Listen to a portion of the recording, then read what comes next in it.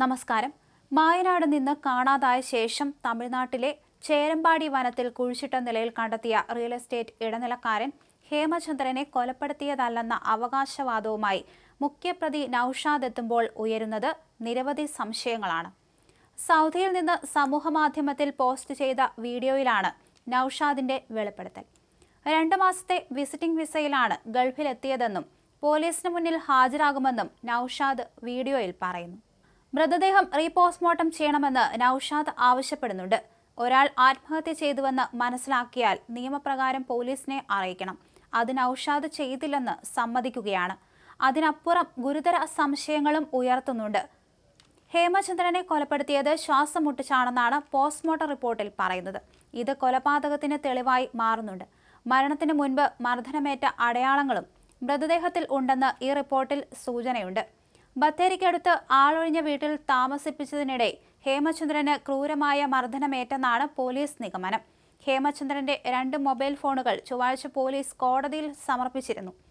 മൈസൂരു ലളിതാ സാന്ദ്രപുരയിൽ റോഡിൽ നിന്ന് കാടുകൾക്കുള്ളിൽ പാറയുടെ അടിയിൽ ഒളിപ്പിച്ച നിലയിലായിരുന്ന ഈ ഫോണുകൾ പ്രതി അജേഷാണ് പോലീസിന് കൈമാറിയത്.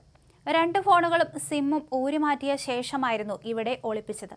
ഹേമചന്ദ്രൻ 14 സിം ഉപയോഗിച്ചതായി കണ്ടെത്തിയെങ്കിലും 2 സിം മാത്രമാണ് പോലീസിന് ഇതുവരെ കണ്ടെത്താനായത്. അതിനിടയിലാണ് നൌഷാദിന്റെ വെളിപ്പെടുത്തൽ വരുന്നത്. താൻ ഗൾഫിൽ വന്നത് പോലീസിന് അറിയാമെന്നും പറയുന്നു. തനിക്കും സുഹൃത്തുക്കൾക്കും ഉൾപ്പെടെ 30ഓളം പേർക്ക് പണം കൊടുക്കാനുണ്ട് എന്ന് ഹേമചന്ദ്രൻ തന്നെ പറഞ്ഞിട്ടുണ്ട്. പലയിടങ്ങളിൽ നിന്ന് പൈസ കിട്ടാൻ വേണ്ടി ഒരുമിച്ച് പോയതാണ്. എഗ്രിമെന്റ് തയ്യാറാക്കിയ ശേഷം ഹേമചന്ദ്രനെ വീട്ടിലേക്ക് അയച്ചതാണ്. ഇതുമായി ബന്ധപ്പെട്ട ലൊക്കേഷനും കാര്യങ്ങളും എല്ലാം പോലീസിന്റെ കൈവശമുണ്ട്. എന്നാൽ ഹേമചന്ദ്രൻ തിരിച്ചെത്തി മൈസൂരിൽ നിന്ന് പൈസ കിട്ടാനുണ്ടെന്ന് പറഞ്ഞു. ഒരു ദിവസം കൂടി വീട്ടിൽ കിടക്കാൻ അനുവദിക്കുകയും ഭക്ഷണം വാങ്ങിക്കൊടുക്കുകയും ചെയ്തിരുന്നു. രാവിലെ നോക്കുമ്പോൾ ഹേമചന്ദ്രനെ ആത്മഹത്യ ചെയ്ത നിലയിൽ കണ്ടെത്തുകയായിരുന്നു.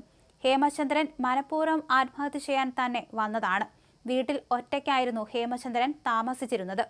ആവശ്യമെങ്കിൽ അയാൾക്ക് പോകാമായിരുന്നു. വീട്ടിലാക്കിയപ്പോഴും പോകാമായിരുന്നു. രാവിലെ മൃതദേഹം കണ്ടപ്പോൾ എന്തു ചെയ്യണം എന്നറിയാതെ സുഹൃത്തുക്കളെ വിളിച്ചു. കുഴിച്ചിടുക അല്ലാതെ മറ്റു വഴിയില്ല എന്ന് അവർ പറഞ്ഞു.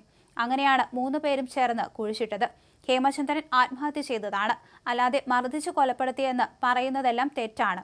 ചെയ്ത തെറ്റിന് ജയിലിൽ കിടക്കാൻ തയ്യാറാണ്, എന്നാൽ ചെയ്യാത്ത തെറ്റിന് ജയിലിൽ കിടക്കാൻ തയ്യാറല്ല, നൌഷാദ് വീഡിയോയിൽ പറയുന്നു.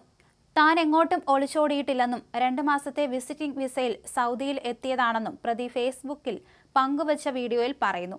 മെഡിക്കൽ കോളേജിന് സമീപം മായനാട്ടുനിന്ന് 2024 മാർച്ച് 20-നാണ് ബത്തേരി പൂരാല വിനോദ് ഭവനിൽ ഹേമചന്ദ്രനെ കാണാതായത്.